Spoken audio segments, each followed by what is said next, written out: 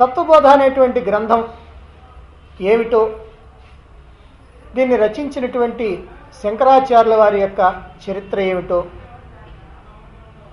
అలాగే ఈ తత్వబోధ వేదాంత జ్ఞానాన్ని అవగాహన చేసుకోవటానికి ఎంత అవసరమో నిన్న మనం చెప్పుకొని ప్రార్థనా గీతంతో మనం ప్రారంభం చేశాం. ఈ ప్రార్థనా శ్లోకం యోగేశ్వరుడైనటువంటి వాసుదేవునికి అంటే పరమాత్మకి లేదా భగవంతుడికి జ్ఞానాన్ని ప్రసాదించినటువంటి గురువుకి నమస్కరించి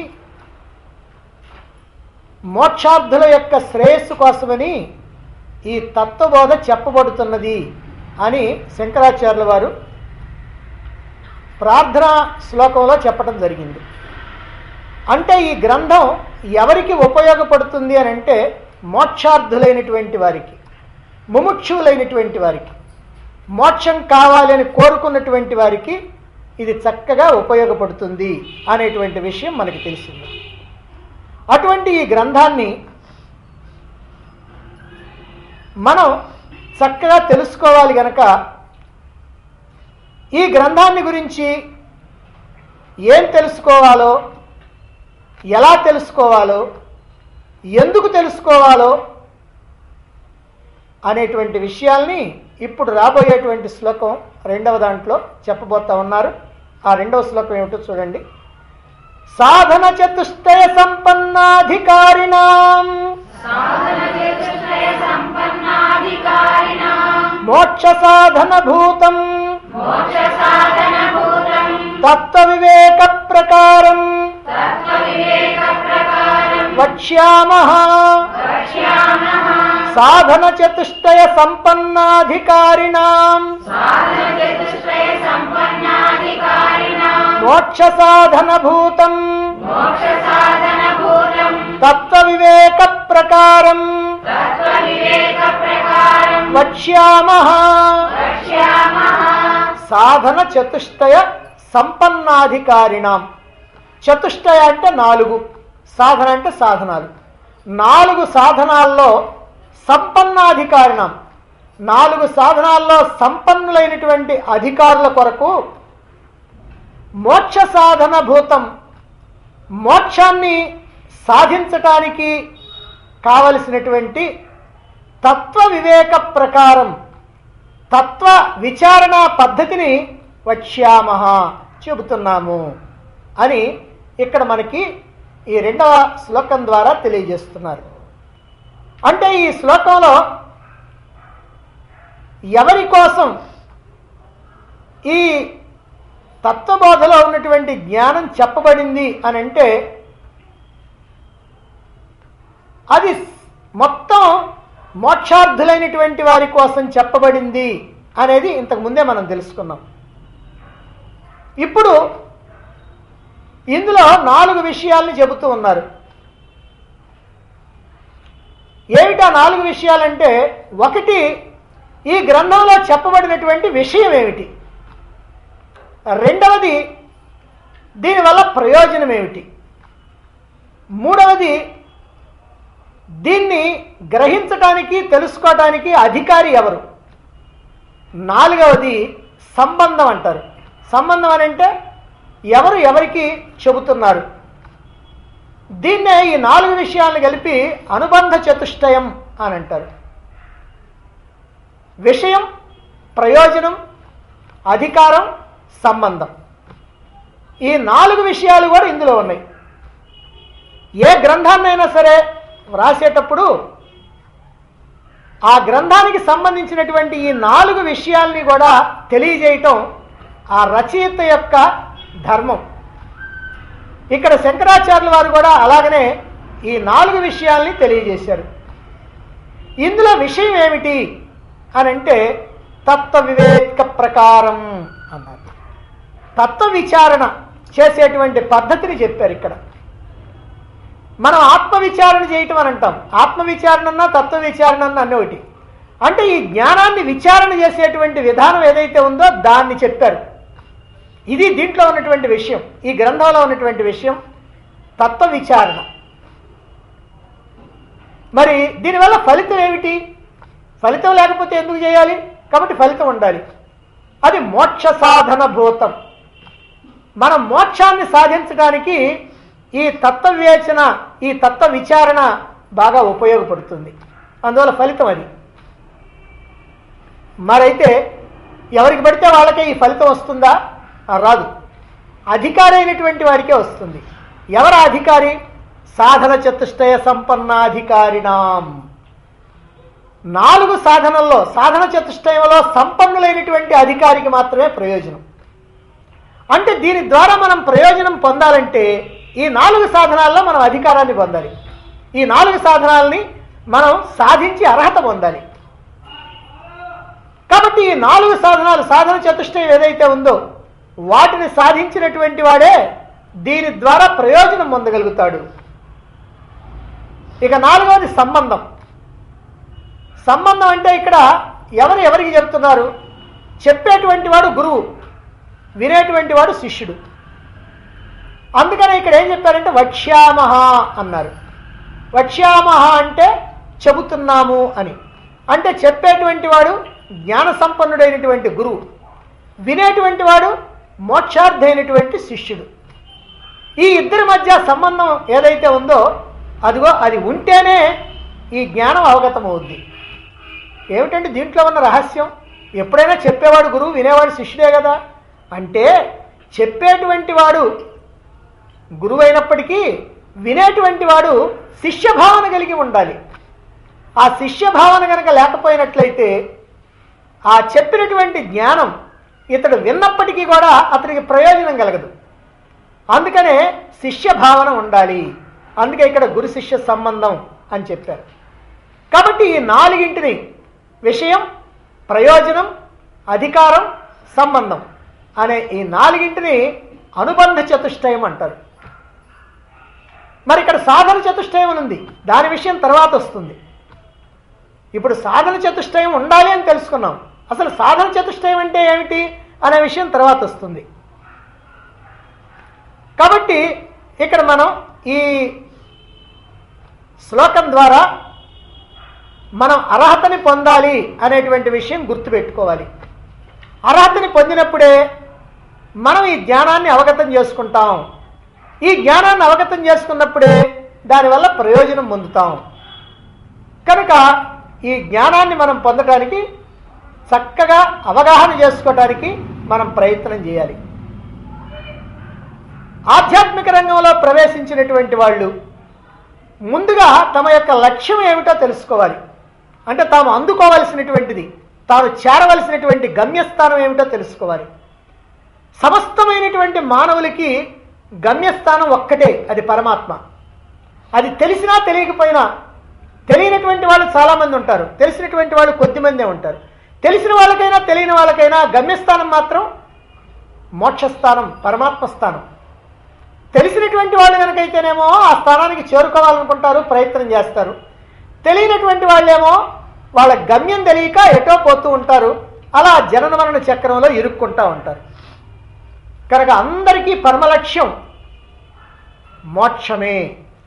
అటువంటి మోక్షాన్ని పొందాలంటే మార్గం తెలుసుకోవాలి, ఆ మార్గంలో ప్రయాణం చేయాలి. మనం ఎక్కడికైనా పోవాలనుకోండి, ఏదైనా ఊరు పోవాలనుకోండి, ఆ ఊరికి మనం మార్గం తెలుసుకోవాలి.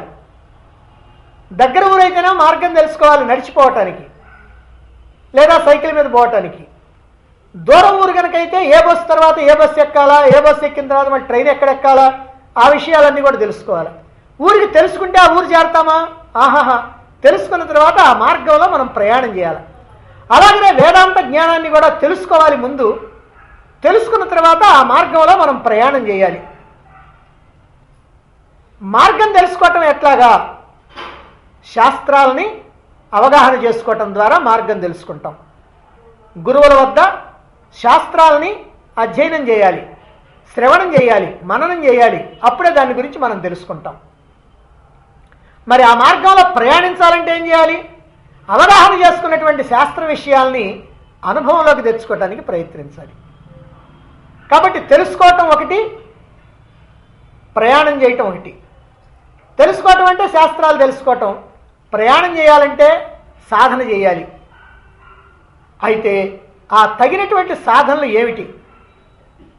శాస్త్రాలను తెలుసుకోవాలన్నా, అవి చక్కగా అవగాహన కావాలన్నా, వాటిని అనుభవానికి తెచ్చుకోవాలన్నా తప్పనిసరిగా సాధన చేయాల్సిందే. ఈ సాధనలు చేయటానికి మనకు కొన్ని అర్హతలు ఉండాలి. శాస్త్రాన్ని వినటానికే మనకు కొన్ని అర్హతలు ఉండాలి. సాధన చేయటానికి అర్హతలు ఉండాలి. అర్హతలు లేకుండా ఆధ్యాత్మిక రంగంలో ప్రగతి లేదు. ఈ అర్హతలు లేనటువంటి వాడు ఎంత కష్టపడ్డా ప్రయోజనం లేదు. నిజంగా లౌకిక విషయాల్లో కూడా ఈ అర్హత అనేటువంటిది మనకి తప్పనిసరిగా అవసరమే. ఒక డిగ్రీ చదవాలనుకోండి, అతనికి ఒక అర్హత ఉండాలి. ఏమిటది? ఆ ఇంటర్మీడియట్లో అతను పాస్ అయి ఉండాలి. ఎంబీబీఎస్ బీటెక్ ఏదో చదవాలనుకోండి, అతను ఎంసెట్లో ర్యాంకు తెచ్చుకొని ఉండాలి. ఫలానా డిగ్రీ ఉండాలి.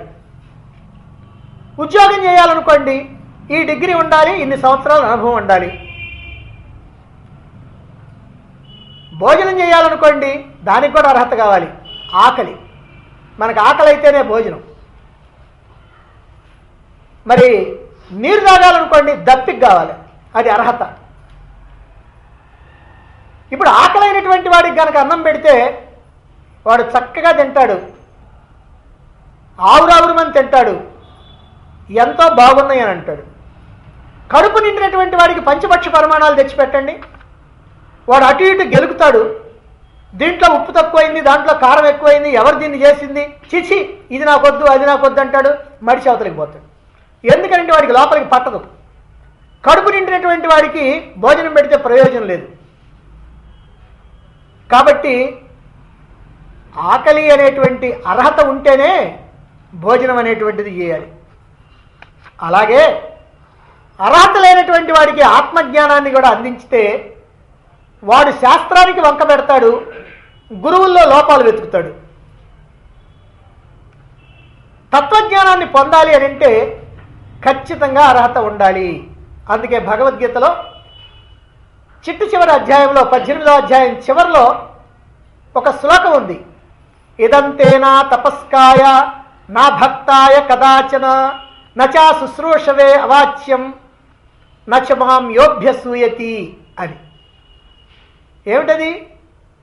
ఇదంతే నా తపస్కాయ, ఈ మొత్తాన్ని కూడా నా తపస్కాయ, తపస్సు చేయనటువంటి వాడికి, నా భక్తాయ, భక్తుడు కానటువంటి వాడికి, నచా శుశ్రూషవే, శుశ్రూష గురు శుశ్రూష చేయనటువంటి వాడికి అవాచ్యం చెప్పకూడదు. భగవద్గీత అంతా చెప్పిన తర్వాత అర్జునుడికి శ్రీకృష్ణుడు ఈ మాట చెబుతాడు. అంటే ఈ జ్ఞానాన్ని అందుకున్నటువంటి జ్ఞానం అనుభవానికి గనక రావాలి అని అంటే అతడికి ఖచ్చితంగా కొన్ని అర్హతలు ఉండాలి. అదే తపస్సు, భక్తి, గురుసేవ. తపస్సు అంటే ఎక్కడో ముక్కు మూసుకొని కూర్చొని తపస్సు చేయటం కాదు, అంటే తప్పించాలన్నమాట. ఈ శాస్త్రాన్ని నేను వినాలి, తెలుసుకుంటే కానీ నేను బాగుపడను అనేటువంటి భావనతో అలా తప్పించిపోవాలి. అది తపస్సు అంటే. రెండవది భక్తి. అసలు భగవంతుడి మీద భక్తి లేనటువంటి వాడు భగవంతుడిని చేరుకోవాలని ఎందుకు అనుకుంటాడు? కాబట్టి భగవంతుడి మీద భక్తి ఉండాలి. మూడవది చెప్పేటువంటి గురువు మీద విశ్వాసం ఉండాలి. ఆ గురువు చెప్పేటువంటి దానివల్ల నేను ఉన్నతమైనటువంటి స్థితికి వెళతాననేటువంటి భావన ఉండాలి.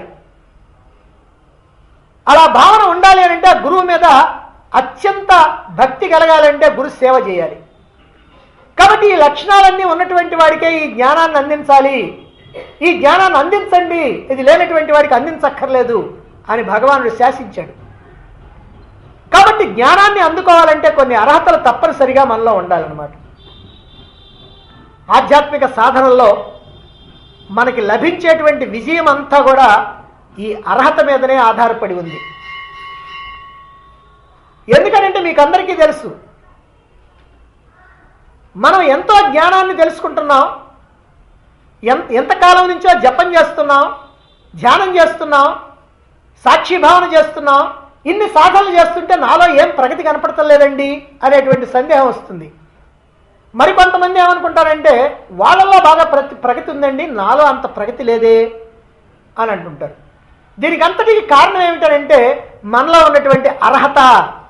ఈ అర్హతని బట్టి నిజంగా ఎవరిలో అయితే అర్హత ఉంటుందో అటువంటి వాళ్ళు ఉన్నతమైనటువంటి మార్గంలో ప్రయాణం చేస్తారు. వారిలో ప్రగతి ఉంటుంది. ఎవరిలో అయితే అర్హత ఉండదో వాళ్ళల్లో ప్రగతి ఉండదు. కాబట్టి ఈ అర్హతల గురించి ముందుగా తప్పనిసరిగా తెలుసుకొని తీరాల్సిందే. ఒక గురువు వద్ద కొంతమంది శిష్యులుంటే కొంతమంది అలా ముందుకు వెళ్తూ ఉంటారు, కొంతమంది వేసిన చోటనే ఉంటారు. దానికి కారణం గురువులో లోపం కాదు, శాస్త్రంలో లోపం కాదు, తమలో ఉన్నటువంటి లోపం. ఎప్పుడైతే తమలో ఉన్నటువంటి లోపాన్ని తెలుసుకునేటువంటి తెలివి లేకపోయిందో వాళ్ళకి, వాళ్ళు గురువు మీదనో శాస్త్రం మీదనో అభాండం వేసేసి నా మీద గురువుకి అనుగ్రహం లేదు, లేకపోతే నాకు సరిగ్గా చెప్పడం లేదు, వాడికి సరిగ్గా చెబుతున్నాడు, లేదా వాడంటే ప్రేమ నేనంటే ప్రేమ లేదు అనేటువంటి భావనలో వాళ్ళు కాస్త అనవసరంగా వాళ్ళ యొక్క ప్రగతిని కుంటుపడేట్టుగా చేసుకుంటున్నారు. వాళ్ళ యొక్క ప్రగతికి వాళ్ళే ఆటంకం కలిగించుకుంటూ ఉంటారు. అలా కాకుండా ఈ అర్హత అనేటువంటిదిగో ఫలానా అర్హత ఉండాలి, మనం కనుక ఈ జ్ఞానాన్ని తెలుసుకోవాలన్నా, ఈ మార్గంలో ముందుకు పోవాలన్నా మనలో ఈ అర్హత ఉండాలి అని కనుక ఎవరైతే తెలుసుకుంటారో అటువంటి వాళ్ళు ప్రగతి లేనప్పుడు ఒక్క క్షణం ఆగి మనలో ఏ లోపం ఉందని చూసుకుంటారు. ఒక కారు కొత్తగా కొన్నారనుకోండి, మీరు ఒక 4 రోజుల్లో 15 రోజుల్లో డ్రైవింగ్ నేర్చుకున్నారు. ఇక నాకు పర్వాలేదు అనుకున్నారు, తిరుపతి ప్రయాణం అయ్యారు భార్య బిడ్డలతో సహా. మీరే డ్రైవ్ చేసుకుంటూ వెళ్తున్నారు. కొంత దూరం వెళ్ళిన తర్వాత ఏ కారణం చేతనో కారు ఆగిపోయింది. మరి ఆగిపోతే ఏం చేస్తారు మీరు? మీకు తెలిసినటువంటి అక్కడ ఉన్నటువంటి మరలు ఏవైతే అన్నింటిని నొక్కి చూస్తారు, ఏది నొక్కితే కదులుద్దని. ఏది నొక్కినా కదలటల్లా, కారు ఆగిపోయింది. ఎవరికైనా చూపిద్దామంటే అక్కడ దగ్గరలో ఎవరు కూడా లేరు, కాస్త ఊరికి మధ్యలో ఆగిపోయింది. ఏం చేస్తాడు పాపం? ప్రయాణం ఆగిపోయింది. అదే వృత్తిగా బండిని నడిపేటువంటి డ్రైవర్ ఉంటాడు, అతడు చాలా విషయాలు తెలుసుకుంటాడు. ఎందుకంటే ఎంతో అనుభవం ఉంది కాబట్టి అతనికి ఇలాంటి సందర్భాలు ఎన్నో ఉంటాయి కాబట్టి ఆగిపోయినప్పుడల్లా ఈ కారులో ఏం లోపాలు ఉన్నాయో తెలుసుకొని ఆ లోపాలు సవరించుకొని ముందుకు పోతాడు. అటువంటి వాడు కనుక మన బండిని నడుపుతూ ఉంటే ఎక్కడన్నా కనుక ఆగిపోతే అతను ఏం చేస్తాడు? కారు ఆపి బానెట్ ఎత్తి అక్కడ ఏదైనా ఒక వైర్లు తెగిపోయి ఉంటే వాటిని కాస్త మళ్ళీ జాయింట్ చేసి మళ్ళీ బానెట్ దించేసి మళ్ళీ స్టార్ట్ చేస్తాడు, మళ్ళీ ప్రయాణం సాగిపోతూ ఉంటుంది. కనుక ఈ విషయం తెలిస్తే అలా ఉంటుంది, తెలియకపోతే ప్రయాణం కాస్త ఆగిపోతుంది అనమాట. కాబట్టి ప్రయాణం సాఫీగా సాగాలంటే కొంత పరిజ్ఞానం, కొంత అర్హత మనకి తప్పనిసరిగా కావాలి. అలాగే మన ఆధ్యాత్మిక ప్రయాణం కూడా సాఫీగా సాగాలంటే మన అర్హతలు ఏమిటో తెలుసుకోవాలి, ఆ అర్హతల్ని సాధించాలి. అప్పుడే మన యొక్క ప్రయాణంలో, మన యొక్క సాధనలో ఆటంకాలు వచ్చినప్పుడు మనం ఆగి ఈ ఆటంకాలకి కారణం ఏమిటి అని వెతుక్కొని మనలో ఉన్నటువంటి లోపాలు ఏమిటో తెలుసుకొని వాటిని సరి చేసుకొని ముందుకు పోగలుగుతాం. కాబట్టి అర్హత అనేటువంటిది చాలా ప్రధానమైనటువంటిది. దాన్నే ఇక్కడ సాధన చతుష్టయ సంపన్నాధికారిణాం అని చెప్పారు. ఆ అర్హతే సాధన చతుష్టయ సంపద అని. అయితే సాధన చతుష్టయ సంపద అంటే ఏమిటి? ఈ సాధన చతుష్టయ సంపద అంటే ఏమిటి అనే విషయాన్ని తర్వాత వచనంలో చెబుతున్నారు. అదేమిటో చూడండి. సాధన చతుష్టయం కిం నిత్యానిత్య వస్తు వివేకః ఇహాముత్రార్థ ఫలభోగ విరాగః శమాదిషట్క సంపత్తిః ముముక్షుత్వం చేతి సాధన చతుష్టయం కిం నిత్యానిత్య వస్తు వివేకః ఇహాముత్రార్థ ఫలభోగ విరాగః శమాదిషట్క సంపత్తిః ముముక్షుత్వం చేతి. సాధన చతుష్టయం కిం? సాధన చతుష్టయం అంటే ఏమిటి? సాధన చతుష్టయం కిం? కిం అంటే ఏమిటని, సాధన చతుష్టయం అంటే ఏమిటి అని క్వశ్చన్. దానికి సమాధానం కూడా ఇక్కడ నిత్యానిత్య వస్తు వివేక, అది ఒకటి. మొట్టమొదటిది ఏమిటంటే నిత్యానిత్య వస్తు వివేక. నిత్యమైనటువంటి వస్తువు ఏమిటి, అనిత్యమైనటువంటి వస్తువు ఏమిటి అని విచారించేటువంటి తెలివి వివేకం ఏదైతే ఉందో అది మొట్టమొదటి అర్హత. అంటే మనకి నిత్యమైనటువంటి వస్తువు ఏమిటి, అనిత్యమైనటువంటి వస్తువు ఏమిటి అని విడమర్చి చూసేటువంటి తెలివి ఉండాలి. అది మొదటి అర్హత. రెండవది ఇహాముత్రార్థ ఫలభోగ విరాగ. ఇహ అంటే ఇక్కడ ఈ లోకంలో, అముత్ర అక్కడ అంటే ఆ లోకంలో అంటే పైలోకాల్లో. అర్ధ ఫలభోగ విరాగ, ఇక్కడ అక్కడ మనం రకరకాలైనటువంటి ఫలితాలని భోగించాలి అని అనుకుంటాం. ఈ లోకంలో సుఖాలు భోగాలు అనుభవించాలనుకుంటాం, ఆ లోకంలో కూడా స్వర్గలోకంలో కూడా భోగాలు అనుభవించాలనుకుంటాం. ఈ లోకంలో కానీ ఆ లోకంలో కానీ ఈ సుఖాలు అనుభవించాలి అనేటువంటి కోరిక లేకుండా ఉండటం విరాగ. దీని మీద రాగం లేకుండా, ఆసక్తి లేకుండా ఉండటం. మొదటిదేమో నిత్యమైన వస్తువు ఏమిటి, అనిత్యమైన వస్తువు ఏమిటి అని విచారించే తెలివి. రెండవదేమో ఈ లోకంలో కానీ పైలోకంలో కానీ సుఖాలు భోగాలు అనుభవించాలి అనేటువంటి కోరిక లేకుండా ఉండటం, ఆసక్తి లేకుండా ఉండటం, వైరాగ్యం ఉండటం. ఇక మూడవది శమాది షట్క సంపత్తి. శమ ఆది, శమము మొదలైనటువంటి షట్క, షట్క అంటే 6 సంపత్తి, సంపదలు. శమము మొదలైనటువంటి 6 సంపదలు. దీంట్లో 6 ఉన్నాయి మొత్తం. 6 పేర్లు చెప్పాల. అవే శమము, దమము, ఉపరమము, తితిక్ష, శ్రద్ధ, సమాధానం. ఇవన్నీ తర్వాత వివరంగా వస్తాయి. కనుక ఈ 6 రకాలైనటువంటి అర్హతలు కూడా మనలో ఉండాలి. నాలుగవది ముముక్షుత్వం చ ఇతి. ముముక్షుత్వం అంటే మోక్షం కావాలనేటువంటి కోరిక, అంటే విడుదల పొందాలనేటువంటి కోరిక, ఈ సమస్తమైనటువంటి బంధనాల నుంచి విడిపోవాలనేటువంటి కోరిక. ఈ ప్రకారంగా ఇక్కడ సాధన చతుష్టయం అంటే ఏమిటో చెప్పారు. ఇంతకుముందు శ్లోకంలో సాధన చతుష్టయ సంపద ఉండాలి, అది నీకు అర్హత అన్నారు. అయితే ఆ సాధన చతుష్టయం అంటే ఏమిటో తెలియకపోతే ఎలా మనం దాన్ని సంపాదిస్తాం? అందుకని ఆ సాధన చతుష్టయం అంటే ఏమిటో చెబుతున్నారు. ఇక్కడ నిత్యానిత్య వస్తు వివేక, ఇహాముత్రార్థ ఫలభోగ విరాగ, శమాది షట్క సంపత్తి, ముముక్షుత్వం అని 4 రకాలైనటువంటి సంపదలు ఇక్కడ చెప్తూ ఉన్నారు. నిత్యానిత్య వస్తు వివేక ఏమిటిది, నిత్యమైనటువంటి వస్తువు ఏమిటి, అనిత్యమైనటువంటి వస్తువు ఏమిటి అనేటువంటి విషయాన్ని నిశ్చితంగా పరిశీలన చేసి గ్రహించేటువంటి సునిశ్చితమైనటువంటి బుద్ధి ఉండాలి. ఏమంటే ఈ బుద్ధి మన దగ్గర లేదా? ఎందుకు లేదు? మనం బజారుకి పోయి ఏదైనా కొనుక్కోవాలనుకున్నాం అనుకోండి, ఏదైనా ఒక వంట ఇంటి వస్తువు ఏదైనా కొనాలా, కొంటే వాడిని ఏమడుగుతున్నాం, ఈ కంపెనీ మంచిదా ఆ కంపెనీ మంచిదా, ఇది ఎంత రేటు అది ఎంత రేటు అడుగుతాం. అడిగితే వాడు ఏం చెప్తాడు, ఇదైతే మంచి కంపెనీనండి, ఇదైతే 1200 అవుద్ది, ఇదైతే కాస్త ఇప్పుడు కొత్తగా వస్తున్నాయండి, ఇదైతే 900కే వస్తుంది, అయినా ఇది కాస్త స్టాండర్డ్, ఇదైతే మాత్రం గ్యారెంటీ ఇవ్వలేము అని ఇలా చెప్తాడు. అంటే ఏమిటి, ఇదైతే కాస్త అనిత్యం, నమ్మకం లేదు, ఇదైతే కాస్త నిత్యం అంటే నమ్మకం. నిత్యం అంటే అసలు ఎప్పుడు ఉంటుందని కాదు, అంటే కాస్త ఎక్కువ కాలం ఉంటుంది. ఒక పెన్ను కొనడానికి పోయాం అనుకోండి, ఇదైతే మంచిదా అదైతే మంచిదా, ఇదైతే బాగా రాస్తుందండి, ఎక్కువ కాలం రాస్తుంది, ఇదైతే ఎప్పుడు ఆగిపోద్దో తెలియదు, ఎలా రాస్తుందో తెలియదు, ఇదైతే రూపాయి అదైతే 4 రూపాయలు. సర్లేండి మాకు డబ్బులు ఎక్కువైనా మంచిది కావాలి అంటాం, ఆ 4 రూపాయలు పెట్టి తీసుకుంటాం. అంటే నిత్యానిత్య వస్తు వివేకం మనకుంది. అయితే ఎక్కడుందనంటే ఈ లౌకికమైనటువంటి వ్యవహారాల్లో ఉంది. కానీ ఈ తెలివి మనకి ఎక్కడుండాలి అంటే ఉండవలసినటువంటి చోట ఉండాలి. అందరిలో కూడా ఈ బుద్ధి ఉంది, ఈ వివేచన చేసేటువంటి విచక్షణ చేసేటువంటి తెలివి అందరిలో ఉంది. అయితే కొందరిలో మాత్రం సూక్ష్మంగా నిశ్చితంగా పరిశీలించేటువంటి బుద్ధి ఉంటుంది, మిగిలినటువంటి వాళ్ళు అంత సూక్ష్మ బుద్ధి ఉండదు. అందుకని వాళ్ళని ఏమంటారంటే మంద బుద్ధి అని అంటారు.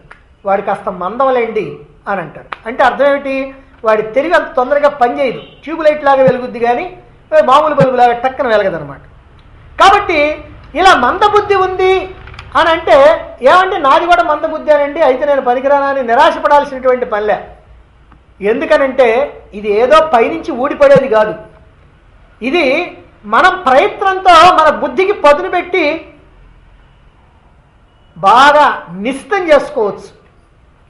మన ఇంట్లో చాకులు ఉన్నాయి, కత్తెరలు ఉన్నాయి, కత్తిపేటలు ఉన్నాయి. కొన్నాళ్ళు వాడిన తర్వాత ఏమవుద్ది, పదును పోద్ది. పదును పోతే పారేస్తామా?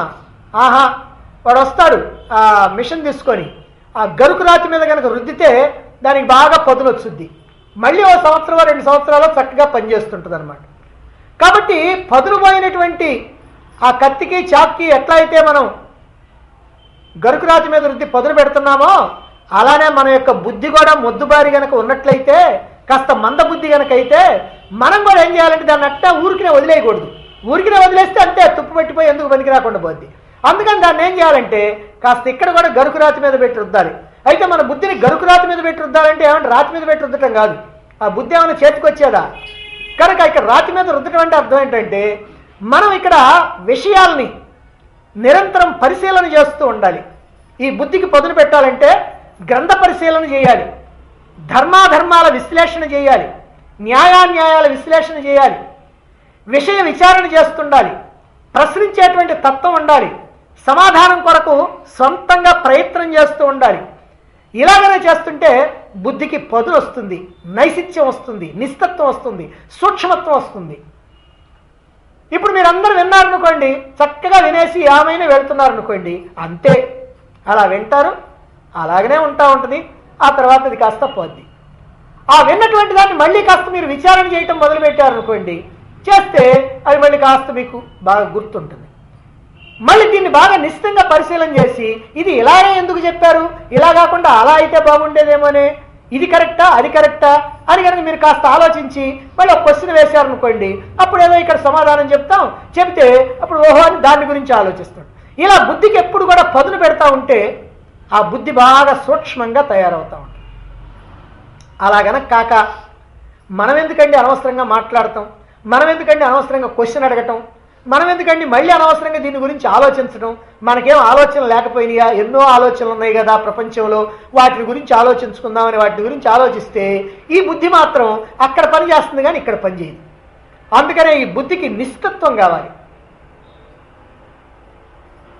అందుకని నిరంతరం మనకి తటస్థించేటువంటి పరిస్థితులు ఏవైతే ఉన్నాయో, వస్తువులు ఏవైతే ఉన్నాయో, వీటన్నింటినీ కూడా వివేకంతో విశ్లేషణ చేయాలి. ఇది నిత్యమా, ఇది అనిత్యమా. అలా ప్రతి సందర్భంలో కూడా మనం అలా ప్రశ్న వేసుకోవాలి, ఇది నిత్యమైనటువంటిదా అనిత్యమైనటువంటిదా అని. ఇలా ఎప్పుడైతే ప్రశ్న వేసుకుంటావో మీలో ఉన్నటువంటి వివేకం వృద్ధి అవుతూ ఉంటుందన్నమాట. ఇలా వివేకాన్ని వృద్ధి చేసుకోవాలి, ఇది మొదటిది. రెండవది ఇహ అముత్ర అర్ధ ఫలభోగ విరాగ. ఈ లోకంలో కానీ పైలోకంలో కానీ అర్ధ ఫలభోగ, మనం చేసినటువంటి కర్మలు, మనం చేసినటువంటి శ్రమ ఏదైతే ఉందో దాని కారణంగా వచ్చేటువంటి ఫలితాలని అనుభవించాలనేటువంటి కోరిక లేకుండా ఉంటాం, విరాగ.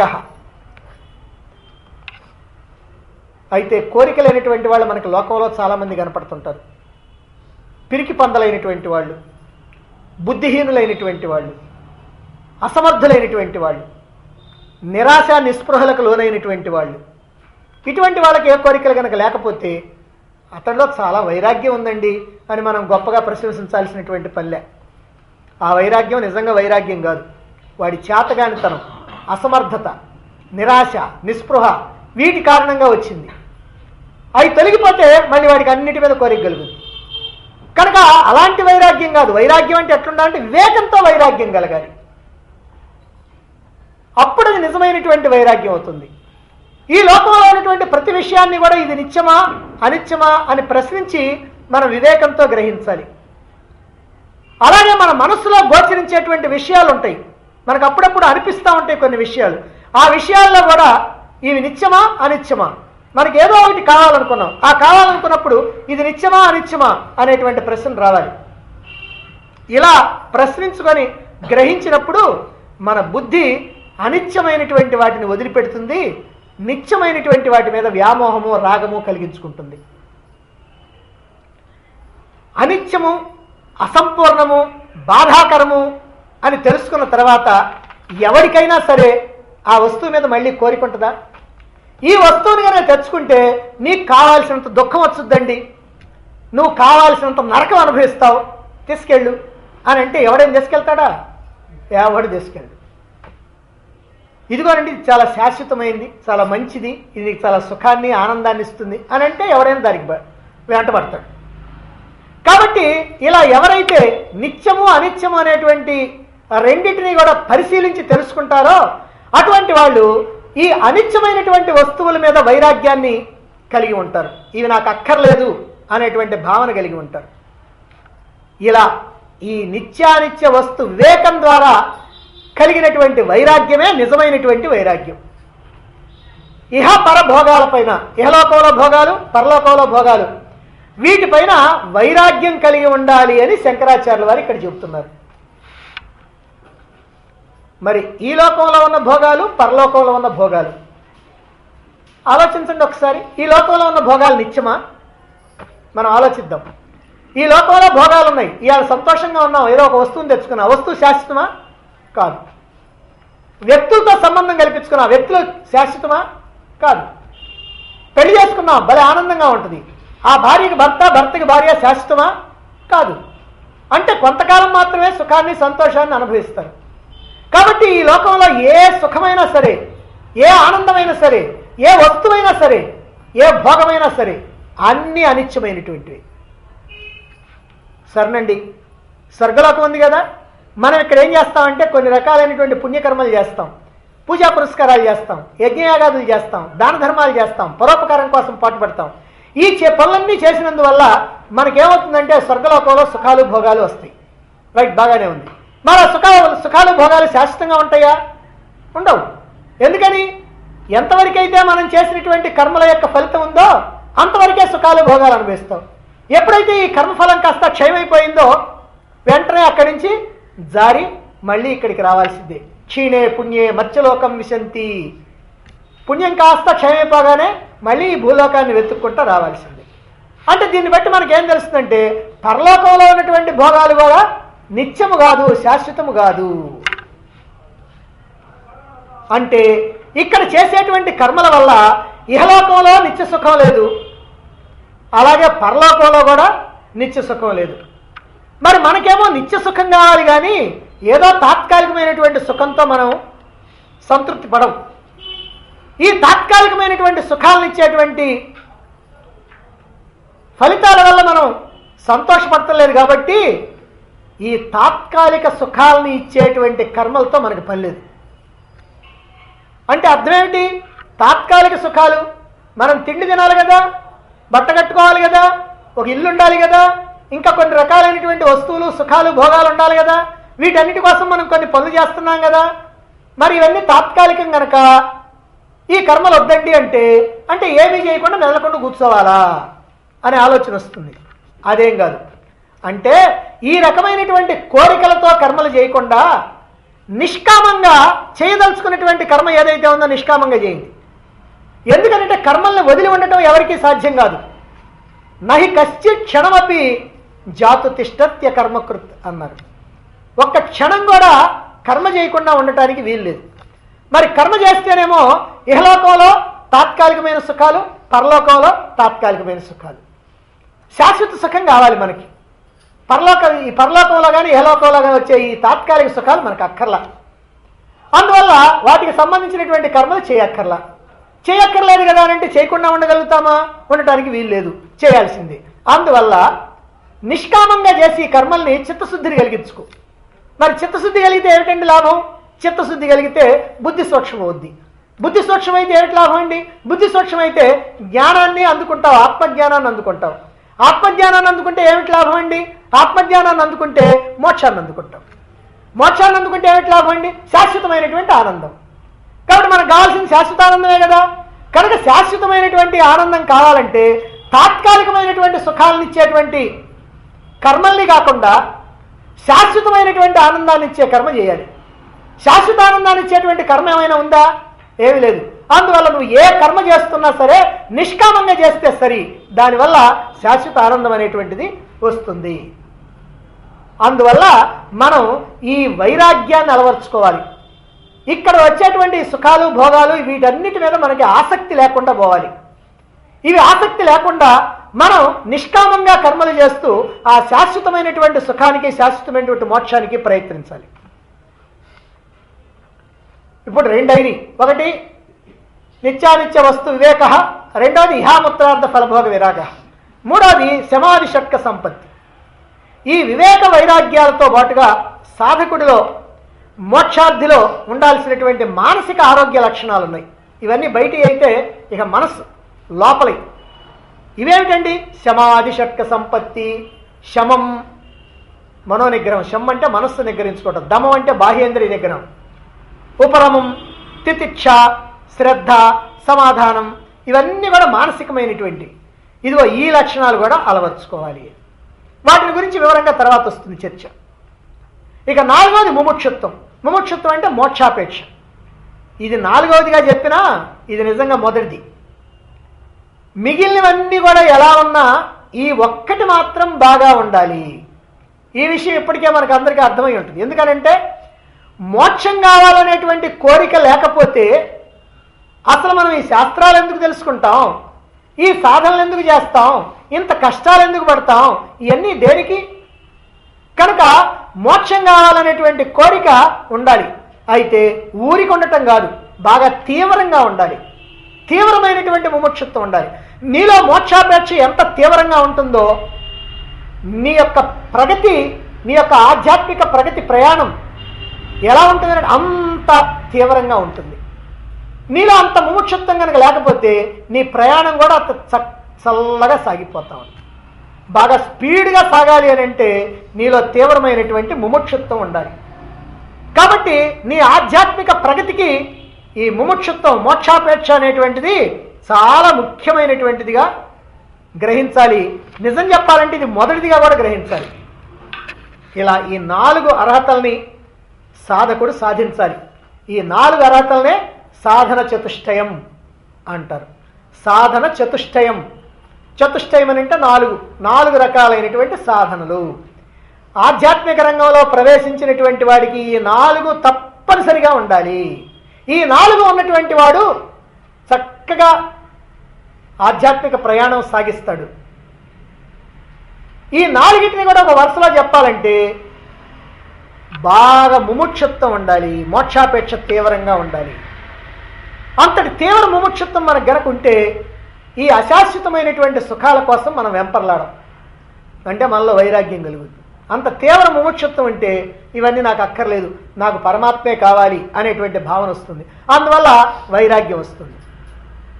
ఈ వైరాగ్యం వల్ల మనం ప్రతి విషయాన్ని కూడా దైనందిన జీవితంలో ఇది నిత్యమా అనిత్యమా అనేటువంటి ప్రశ్న వేసుకుంటాం. ఏదో ఒకళ్ళు చెప్పారు నీకు ఇది కనుకైతే నీకు భలే లాభం అండి అన్నారు.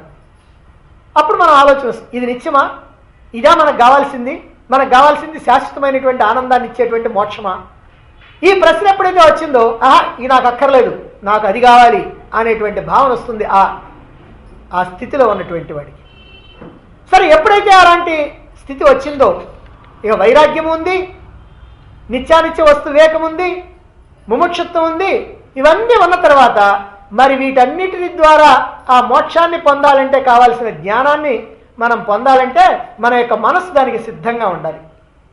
మన యొక్క మనసును నిగ్రహించాలి, ఇంద్రియాలను నిగ్రహించాలి, క్షమాగుణం కలిగి ఉండాలి, గురువు పట్ల వేదాంత వాక్యాల పట్ల విశ్వాసం ఉండాలి. ఇవన్నీ కనుక ఉన్నట్లయితే ఏమవుతుందనంటే మనం చక్కగా జ్ఞానాన్ని అందుకోవటానికి వీలవుతుంది. శాస్త్రం మీద మనకి ఆసక్తి ఏర్పడుతుంది. ఆ శాస్త్రాన్ని తెలుసుకోవాలనుకుంటాం, దాన్ని మనం ఉపయోగించుకోవాలనుకుంటాం. ఈ ప్రకారంగా సాధనలో మనం ముందంజలోకి వెళ్ళాలంటే ఈ 4 సాధనలు కూడా అవసరం. అటువంటి వాడే మోక్షప్రాప్తికి అర్హత కలిగినటువంటి వాడు. ఇలా సాధన చతుష్టయ సంపదన గురించి చెప్పుకున్న తర్వాత ఇక ఒక్కొక్క సాధన, ఈ సాధన చతుష్టయంలో ఉన్నటువంటి ఒక్కొక్క సాధన గురించి తర్వాత మనకి పరిచయం చేయబోతా ఉన్నారు. నిజంగా చెప్పాలంటే ఇక్కడ సాధన చతుష్టయం అంటే 4 పేర్లు చెప్పారు. మనం అర్థం కావటం కోసం కొంత వివరంగా చెప్పుకున్నాం. ఇప్పుడు ఆ వివరాన్ని ఇక్కడ మనకు అందించబోతున్నారు. ఆ వివరాలు ఏమిటో మనం రేపు చెప్పుకుందాం.